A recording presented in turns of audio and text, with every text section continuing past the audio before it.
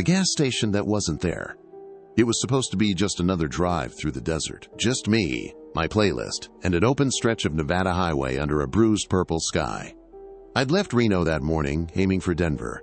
It was a long haul, but I liked driving solo. Gave me time to think. By 4 p.m., the sun was starting to set and the gas light on my dashboard blinked to life. I'd seen no signs of civilization for over an hour. No cars, no houses, just flat land, scattered boulders and cacti. Then, like a mirage, a faded wooden sign appeared up ahead. GAS Food Restrooms. An arrow pointed toward a gravel side road. I turned without thinking. The gas station sat about a half-mile off the highway, surrounded by cracked pavement and sand. The building looked ancient. Sun-bleached boards, rusted metal roofing, a broken Coke machine near the front door. The sign overhead read, "Eddie's Fuel Stop" in chipped red letters. Inside, it was eerily quiet. The lights flickered. An old radio buzzed static behind the counter. The clerk was a skinny guy in his 60s, wearing a grease-stained cap and sunglasses, even indoors. "Pump 3 still work?" I asked. He didn't answer immediately, just stared, then nodded slowly. "Cash only, no cards." That was fine. I still had some bills on me. I handed him a 20. He slid a metal key attached to a hubcap across the counter. "If you need the restroom, out back. Keep to the path. Don't step off." I blinked. "All right." Back outside, I filled my tank. The pump clicked over slowly like it hadn't been used in years. The sky had darkened more quickly than expected, clouds rolling in, casting long shadows. Something about the silence bothered me.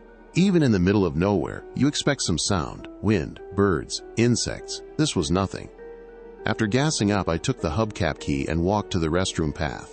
It curved behind the building, leading to a small outhouse-style shack.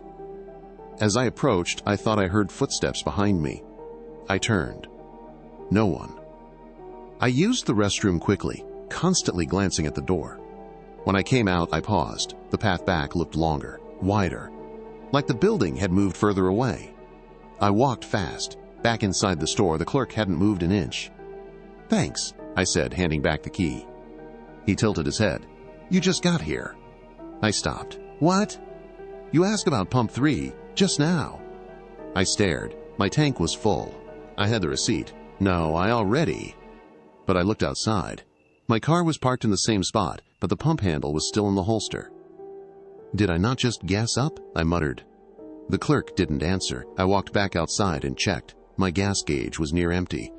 That started the loop. The second time, I gassed up again. But when I went inside, the radio behind the clerk now played old country music instead of static. "Keep to the path," he repeated as he handed me the same key. I went back. Same restroom, same feeling of being watched. But when I tried to leave this time, I found my car wouldn't start. Back inside, the clerk was gone. A woman stood there now, wearing the same hat, same glasses. "Pump 3's open," she said, smiling way too wide. "Where's the guy, the old clerk?" "You mean Eddie? Been dead 10 years. I laughed, nervously. "Very funny." She didn't respond, just kept smiling. I ran out, but the road was gone. The gravel path ended in sand. Just endless desert in every direction. Every time I used the restroom, something changed. The gas price on the sign, the number of clouds in the sky, the way the shadows pointed. Once, I met a second version of myself, standing by the pump.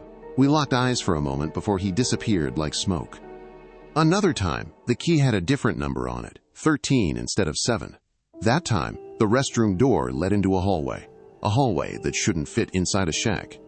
I walked for what felt like hours. Faint whispers echoed from the walls. When I finally emerged, I was inside the store again, and the clerk was me.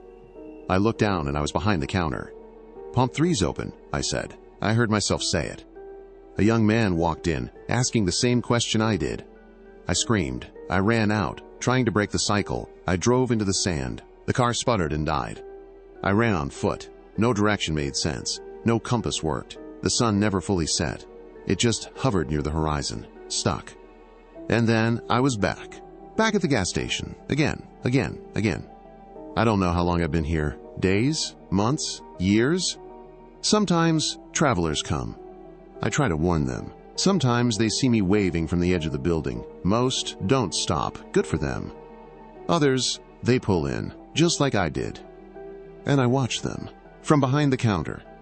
Pump 3's open, I say, and the loop begins again.